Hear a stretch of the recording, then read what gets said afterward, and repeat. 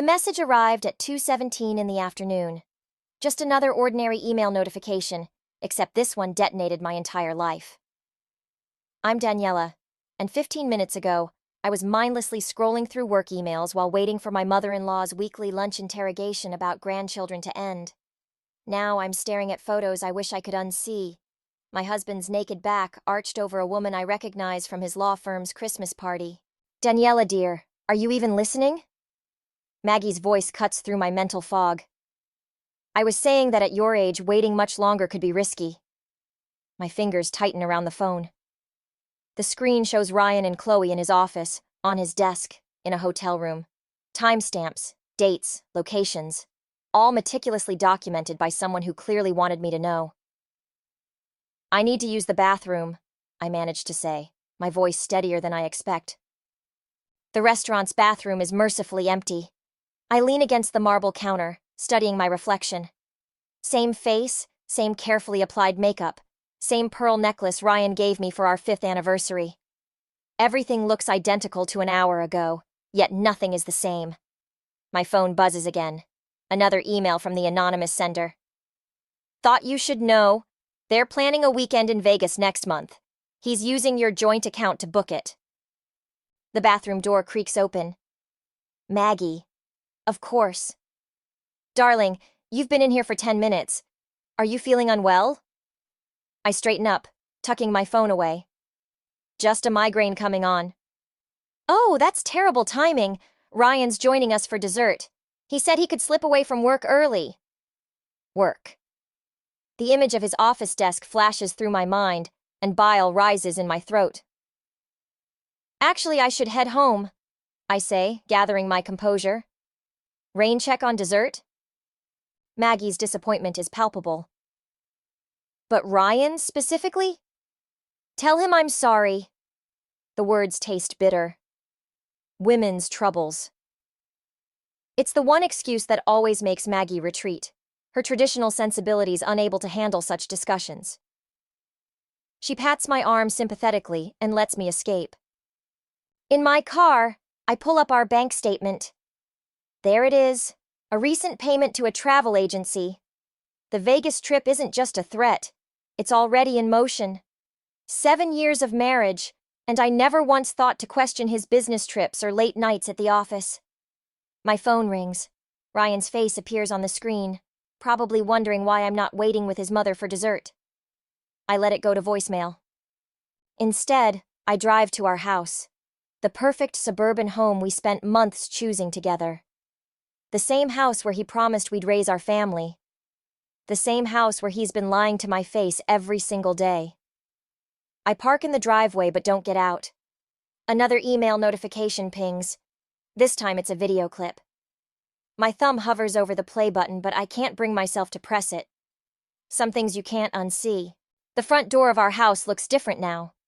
Behind it lies a life I thought I knew, a marriage I believed in, and a husband who's probably calling me again, wondering why I'm not playing my usual role in his perfectly orchestrated life.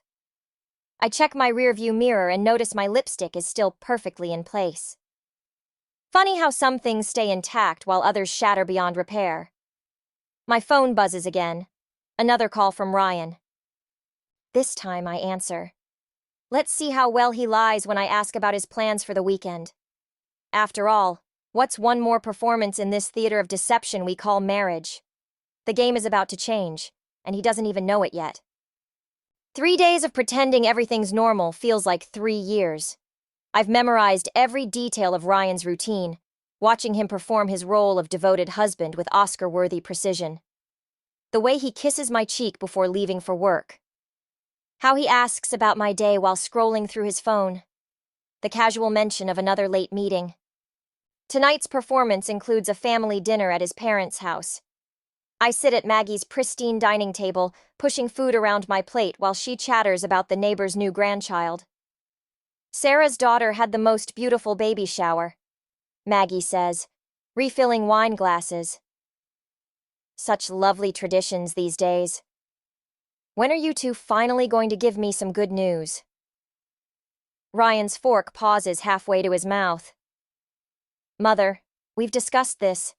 I take a long sip of wine, studying him over the rim of my glass. Actually, I've been thinking about that lately. Maybe it is time we seriously tried for a baby. The silence that follows is delicious. Ryan's face doesn't change, but his knuckles whiten around his fork. Really? Maggie claps her hands. Oh, Tom, did you hear that? Tom glances up from his plate, his eyes moving between Ryan and me. He's always been more perceptive than his wife. That's unexpected, Ryan manages. We should discuss this privately, dear. Why? We're family. I reach for his hand across the table. Unless there's some reason you're hesitant? His fingers are cold in mine. Of course not, just surprised by the timing. Speaking of timing, I turn to Maggie. Did Ryan tell you about his upcoming business trip to Vegas? Vegas? Maggie frowns. You didn't mention... It was just confirmed today, Ryan interrupts. Standard contract negotiation. With Chloe Marshall? The name drops like a stone into still water. I saw her name on the travel booking. Ryan's recovery is impressive, but I catch the slight tremor in his voice. She's handling the real estate aspects. How convenient? I release his hand and stand. Excuse me, I need some air. The back porch is my refuge. Behind me, I hear Ryan making excuses about work stress and hormones, the same tactics he's used for years to dismiss my concerns, paint me as emotional, unreasonable. The porch door opens. It's Tom, carrying 2 glasses of bourbon. Thought you might need this, he says, offering me one. I accept, surprised. Tom rarely drinks and never initiates conversations. You know, don't you? I ask. He leans against the railing, looking out into the darkness. I've known Ryan his whole life. He has his mother's talent for performance, but his tells haven't changed since he was 12. And you never said anything? Would it have helped? He takes a slow sip. Some truths need to be discovered personally to be believed. Inside, I hear Maggie's voice rising, probably defending Ryan against some imagined slight on my part. The perfect son, the successful lawyer, the man who can do no wrong. I received some interesting emails recently, I say. About Ryan and Chloe, with photos. Tom nods slowly. Anonymous sender? Yes. You wouldn't happen to know anything about that, would you? He meets my eyes for the first time. Sometimes the kindest thing we can do for someone is to help them see the truth, even if it hurts. Before I can respond, the door opens again. Ryan stands there, backlit by the dining room lights. Mother's serving dessert, he says, his tone carefully neutral. Everything okay out here? Perfect, I reply, finishing my bourbon. Your father was just telling me about your childhood. Apparently, your tells haven't changed much since you were 12. Ryan's jaw tightens almost imperceptibly. He glances at his father, who simply walks past him back into the house. We should talk when we get home, Ryan says quietly. About babies? Or about Vegas? I move closer, close enough to smell his cologne. Or maybe about those interesting emails I received? His face pales slightly, but his lawyer's mask stays firmly in place. Whatever you think you know. Save it for the performance inside, I cut him off. I'm not your audience anymore. I brush past him into the dining room, where Maggie's serving her famous apple pie. Time to enjoy the last act of this family charade before the curtain falls. And Ryan? He has no idea that his father just became my most unexpected ally in this unfolding drama. The private investigator's office smells like stale coffee and resignation. Sandra Chen slides photos across her desk, each one a fresh wound in my already bleeding reality. They meet 3 times a week, she says. Usually at the Mayflower Hotel, sometimes at her apartment in Riverside. I pick up a photo of Ryan and Chloe entering the hotel lobby. His hand rests on the small of her back, intimate and possessive. The timestamp shows Tuesday afternoon, the same day he told me he was in court. There's more, Sandra continues, hesitating. Your husband made some interesting financial moves recently. She pulls up documents on her laptop. Bank transfers, property records, a new LLC registration. The numbers blur together, but one detail stands out. A down payment on a condo in Chloe's building. He's planning his exit, I say, my voice hollow. Most cheaters are impulsive. Your husband is methodical. Sandra leans back. He's been moving money for months, setting up a separate life. My phone buzzes. Ryan's mother. Again. I silence it without looking. The Vegas trip next month? I ask. It's not just a weekend getaway. They're meeting with a real estate agent, looking at properties. Of course, building their perfect little life while systematically dismantling mine. The rage I've been suppressing bubbles up, hot and acidic. I need a drink, I announce, standing. There's a bar around the corner. The owner, Mark, he's good people. Tell him I sent you. The bar is nearly empty at 3 in the afternoon. The owner, Mark, looks up as I enter. He's not what I expected. Younger, with kind eyes and an easy smile. Sandra Chen send you? He asks, already reaching for a glass. That obvious? She only sends me the interesting ones. He pours something amber and expensive looking. On the house. You look like you need it. I take a sip. The whiskey burns pleasantly. My husband's building a life with another woman while gaslighting me about having children. Damn. Mark pours himself a shot and raises it. To karma. Karma's too slow. I clink my glass against his. I prefer revenge.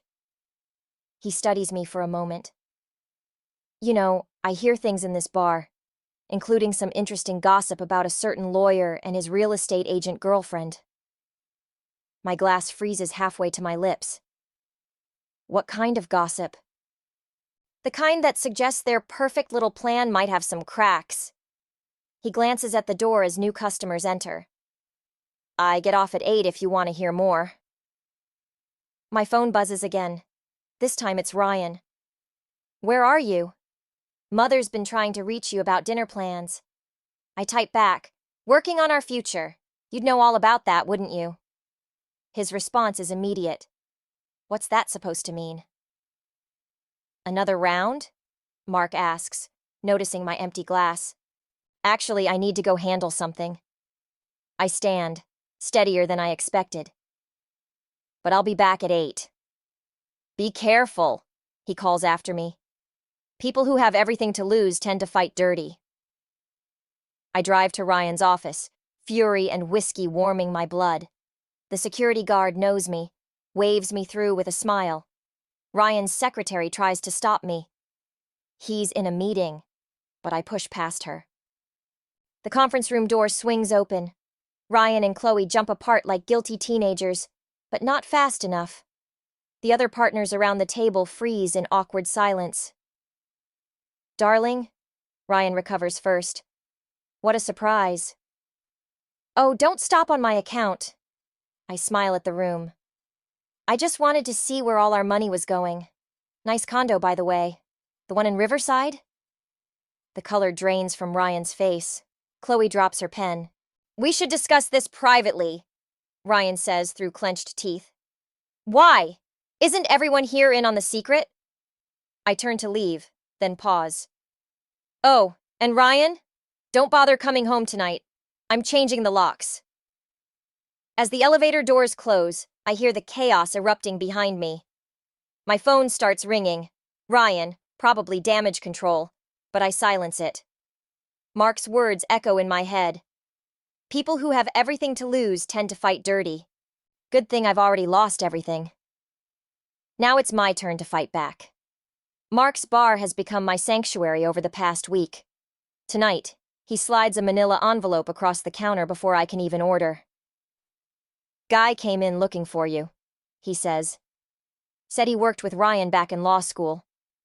Inside the envelope, I find medical records from 10 years ago. Ryan's name jumps out, along with terms like azoospermia and permanent infertility. The date precedes our marriage by 2 years. He knew. I whisper. All this time he knew.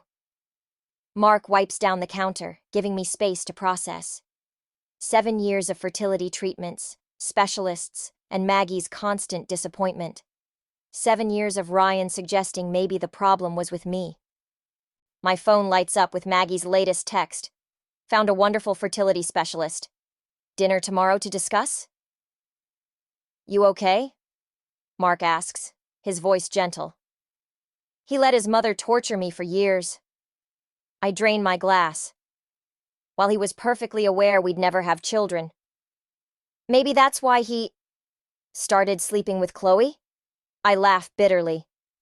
No, that's just bonus betrayal. The bar door opens.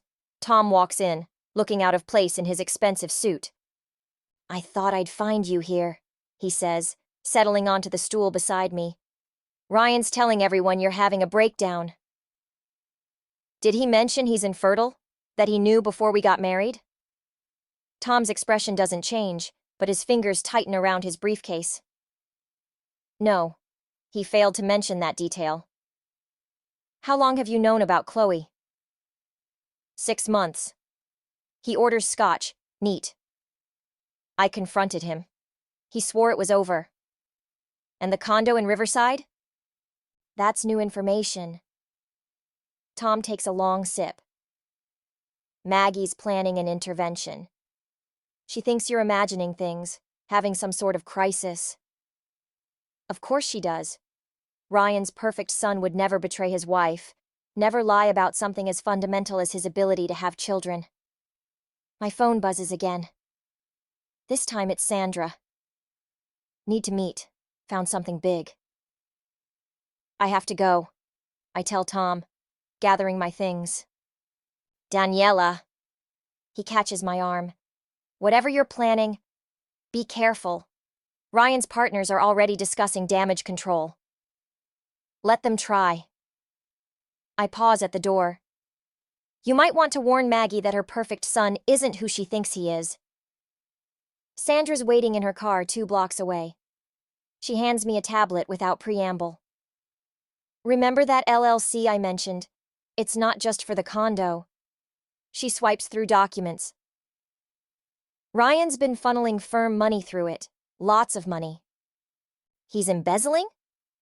Smart way to hide funds from a divorce. Not so smart when you're stealing from your partners.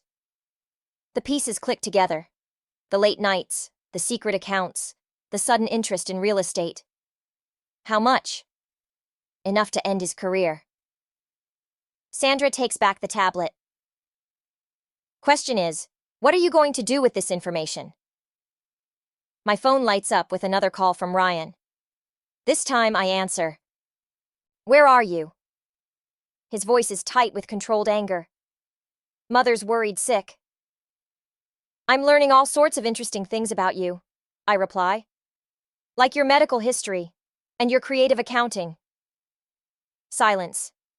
Then, come home. We can discuss this privately. No, I don't think we will.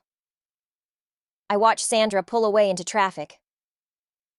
But I'm sure your partners will have plenty to discuss tomorrow morning.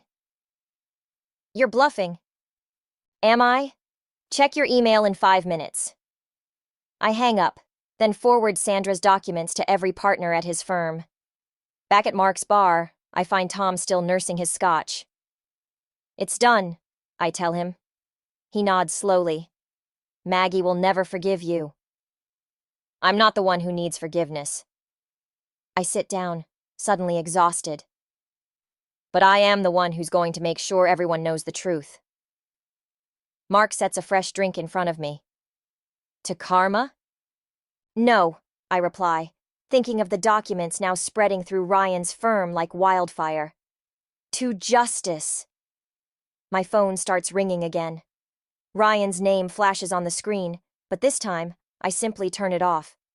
Tomorrow will bring its own battles, but tonight, I've finally taken back control of my story. The law firm's lobby buzzes with barely contained chaos.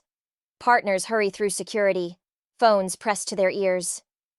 Junior associates whisper in clusters, shooting furtive glances my way as I stride past reception.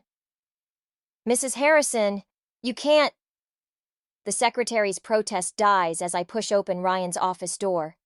He's on the phone, suit jacket discarded, sleeves rolled up, the perfect image of a man under siege. "I'll call you back," he says, seeing me. "Close the door." I do, but not before catching glimpses of security guards moving our way. "Quite the morning?" I ask, noting the scattered papers across his usually immaculate desk. "You have no idea what you've done." His voice is deadly quiet. "The managing partners are talking criminal charges." How unfortunate. Almost as unfortunate as lying to your wife about being infertile while watching her endure years of fertility treatments. He flinches, barely noticeable. "I was protecting you." "From what? The truth? Or from leaving you when I realized you'd never give me children?" A knock interrupts us. Through the glass wall, I see two partners waiting. Ryan holds up one finger, buying time. "Whatever you think you know," he starts. "I know everything." I pull out my phone, showing him the medical records, including how much money you've been stealing. "Tell me, does Chloe know she's your exit strategy, or is she just convenient cover?" His mask slips, revealing something ugly underneath.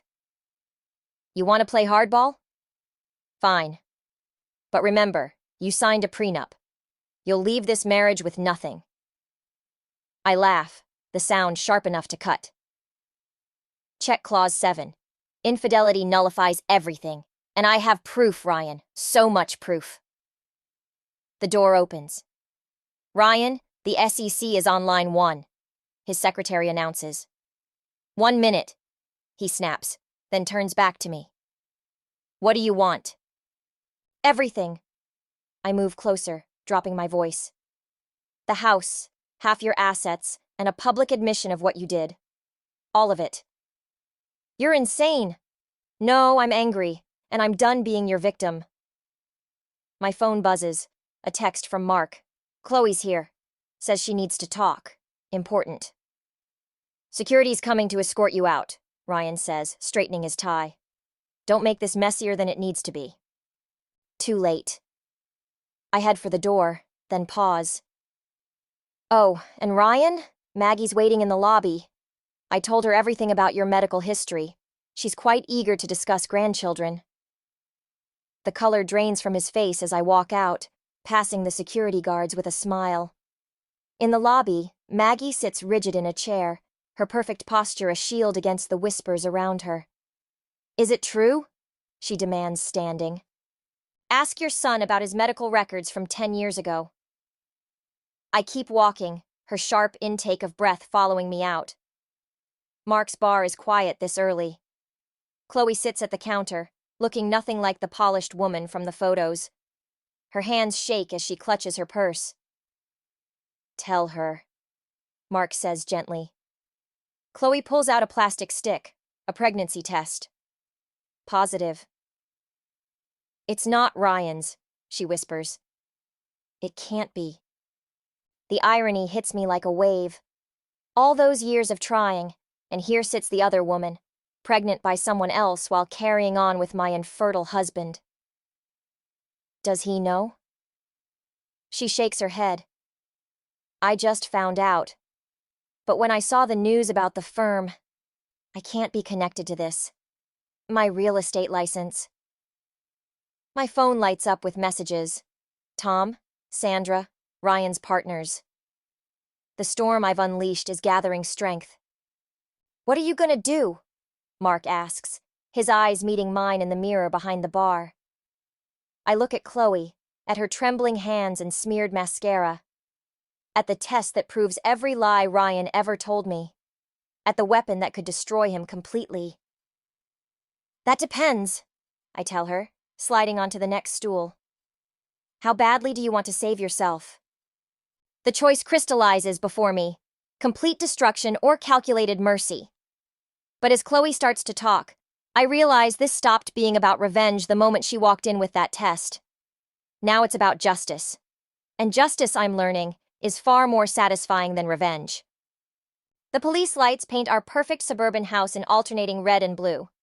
Two officers flank Ryan on our front porch, while he gestures dramatically, playing the victim perfectly. Behind him, Maggie dabs at her eyes with a monogrammed handkerchief. Mrs. Harrison? An officer approaches my car. We need you to step out. I comply, aware of the neighbors watching from behind curtains. 7 years in this community, and now I'm the morning entertainment. Your husband claims you've been harassing him, the officer says. Says you leaked confidential company information and made threats. Interesting. I keep my voice steady. Did he mention the embezzlement investigation? Or his affair? This isn't about that, ma'am. He's filed for a restraining order. The words hit like a physical blow. Of course he has. Ryan always knew how to work the system, how to twist reality until he came out looking clean. I live here, I say. This is my house. Not anymore. Ryan's voice carries across the lawn. The firm's pressing charges, Daniela. Criminal charges. You might want to call a lawyer. My phone buzzes. Sandra. They're freezing your accounts. All of them. Call me ASAP. Mrs. Harrison? The officer's hand hovers near his cuffs. I need you to leave the premises. Maggie steps forward, her perfect mask cracking. How could you do this to us? To Ryan? After everything we've done for you? I laugh, the sound bordering on hysteria. Everything you've done? Like torturing me about grandchildren while your son kept his infertility secret? You're lying. But her voice wavers. Ask him about his medical records from 10 years ago. Ask him about the money he's been stealing. Ask him about Chloe's pregnancy. Oh wait, that's not his either, is it, Ryan? Ryan's face contorts. Officer, she's clearly unstable. You have 30 minutes to pack some belongings, the officer interrupts. After that, you can't return without a court order. I walk past them into the house, their whispers following me up the stairs. In our bedroom, no, his bedroom now, I grab essentials, clothes, documents, the flash drive containing copies of everything Sandra found. My wedding ring catches the light as I reach for my passport. 7 years of lies, compressed into a simple gold band. I twist it off and leave it on his pillow. The officer escorts me out like a criminal.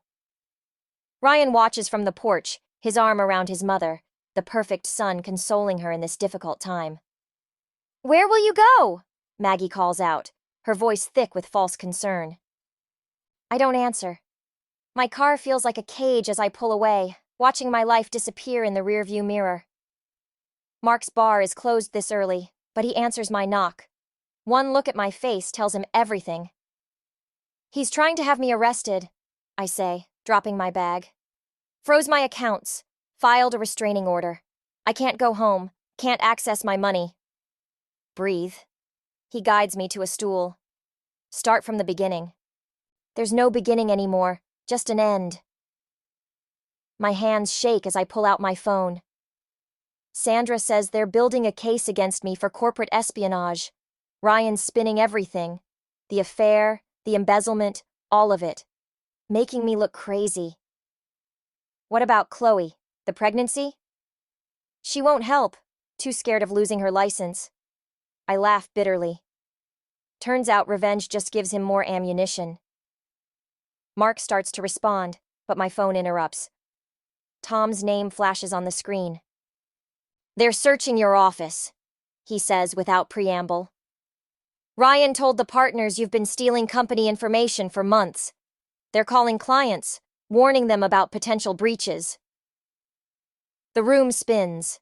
My career, my reputation, my home, everything I built, gone in a morning. He's going to win, I whisper after hanging up. He's going to take everything and make me look like the villain. Mark's hand covers mine. Not everything. What's left? The truth. He pulls out a laptop. And the truth has a funny way of demanding to be heard. I stare at the screen, at the blinking cursor waiting for words. Maybe he's right.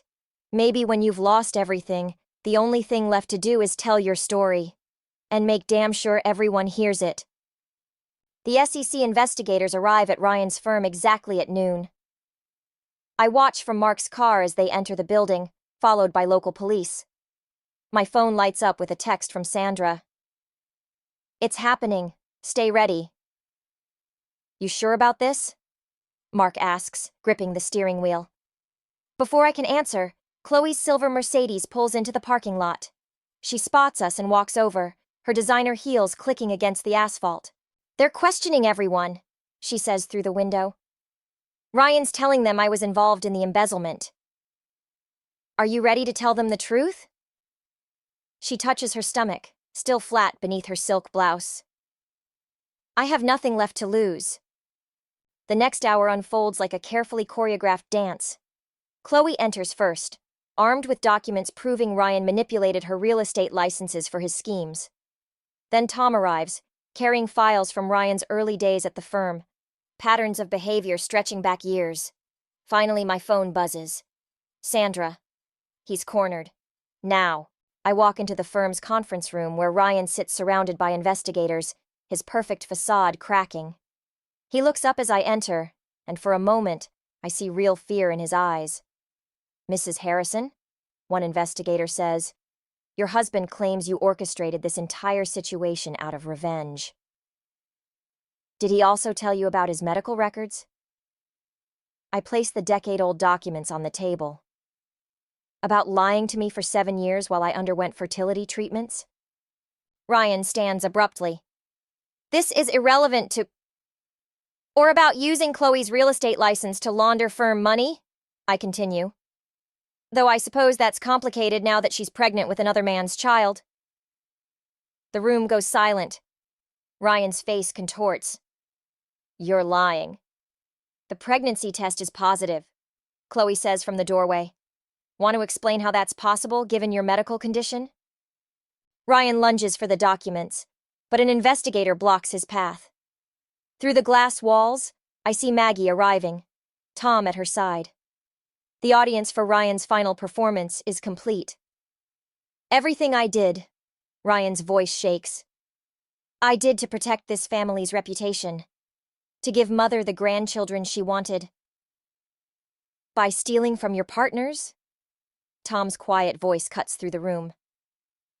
"By destroying your wife?" "You don't understand!" Ryan turns to Maggie, desperate. "I had to maintain appearances. The family name—" "The family name?" Maggie's voice cracks. "You let me torture that poor girl for years about grandchildren while knowing—" She stops, pressing her handkerchief to her mouth. "Mrs. Harrison," an investigator interrupts, "we'll need your full statement." "Of course!" I meet Ryan's eyes. "I'll tell you everything, about the embezzlement, the affair, the medical records, about how he tried to frame me when I discovered the truth." "Daniela, please." Ryan's mask finally shatters completely. "We can fix this. Whatever you want. The house, money, anything." "I want the truth. All of it. No more lies, no more perfect facades." He slumps in his chair, defeated. Behind him, through the glass walls, I see partners gathering, watching their golden boys fall from grace. "Mr. Harrison," an investigator says, "I think it's time we continue this discussion downtown." As they lead Ryan out, Maggie touches my arm. "I'm so sorry," she whispers. "I never knew." "None of us did," I reply. That was the point. I walk out of the firm for the last time, past the whispers and stares. Mark waits in the car, and beyond him lies a future I never planned for, but now welcome. My phone buzzes one last time. A text from Ryan. "You've destroyed everything." I type back. "No, you did that yourself." "I just exposed the truth." Then I delete his number and turn to Mark. "Take me home." "Which home?" he asks. I look at the firm's building, at the life I'm leaving behind. wherever the truth is. He starts the car, and as we pull away, I realize that revenge wasn't what I needed after all. Just the simple, devastating power of the truth. The courthouse steps feel different under my feet today. No more pretending, no more perfect masks. Ryan's sentencing hearing just ended, and the morning headlines already scream about the Golden Boy's fall from grace. I pause at the top of the steps, watching Maggie and Tom hurry to their car, dodging reporters. They've aged years and months, their carefully maintained image crumbling with each new revelation about their son. "Mrs. Harrison!" A reporter shoves a microphone toward me. "Any comment on your ex-husband's sentencing?" Before I can respond, Mark appears at my side. "No comment," he says, guiding me through the crowd. My phone buzzes. A text from Chloe. "Thank you for everything. Baby girl is doing great. She moved across state lines months ago, rebuilding her life far from Ryan's shadow. Sometimes karma works in unexpected ways." "Ready?" Mark asks as we reach his car. "One more stop." The bar is quiet this early. Sandra waits inside, spreading documents across our usual table. The final divorce settlement, the sale of the house, the restoration of my assets. Freedom, quantified in legal terms. "You sure about this?" she asks as I sign the last paper. I glance at the newspaper on the counter. Ryan's face stares back. No longer the confident lawyer, but a man in prison orange, convicted of embezzlement and fraud. "The money's better spent helping others," I say, finalizing the paperwork that will turn our former home into a women's shelter. "Let something good come from all this." Speaking of good things, Mark sets 3 champagne glasses on the table. "A toast?" "To what?" Sandra asks. "To truth," I say, thinking of all the perfect lies that shattered under its weight. "And to letting go." The champagne bubbles tickle my nose, but I don't drink. Can't, actually. Not for another 7 months. Mark's hand finds mine under the table, and I think about the irony. How desperately I once chased the dream of family with a man who could never give it to me, only to find it naturally with someone who never demanded perfection. The door chimes. Tom walks in, looking older without Maggie's carefully coordinated outfits beside him. "I hoped I'd find you here," he says, settling heavily onto a stool. "Maggie's finally agreed to counseling. Seems we all had our parts in enabling Ryan's lies." "How is he?" I ask, though I'm not sure why I still care. "Angry, blaming everyone but himself." Tom sighs. But maybe that's what he needs. Time to face his own reflection without anyone smoothing over the cracks. Sandra gathers her papers, sensing the shift in conversation. As she leaves, she squeezes my shoulder, a gesture that says more than words could. "I wanted to give you something." Tom pulls out an envelope. "Found these while cleaning out Ryan's childhood room." Inside are photos. Ryan as a boy, already learning to perform, to hide behind the perfect smile. The last photo shows him at 12, holding a trophy but looking lost, desperate for approval. "I should have seen it then," Tom says quietly. "Maybe if I had—" "We can't live in maybes," I interrupt, sliding the photos back. "Only in truth." He nods, understanding. As he leaves, I notice his shoulders are straighter, unburdened by the weight of perfection. Mark starts setting up for opening, the familiar routine grounding me in the present. Through the window, I watch the city wake up, its rhythms unchanged by the dramas that unfold within it. "You never told him about the baby," Mark observes, not really a question. "Some truths aren't meant as weapons," I reply, thinking of Ryan in his cell, still believing he'd controlled the narrative of our marriage. Let him keep that last illusion. My hand rests on my stomach, where new truth grows. Not a replacement for what was lost, but a different kind of perfection. One built on honesty, even when it hurts. The morning light catches my bare ring finger as I help Mark prep the bar. No more golden bands, no more perfect lies. just real life, with all its beautiful, messy truth. And somehow, that's enough.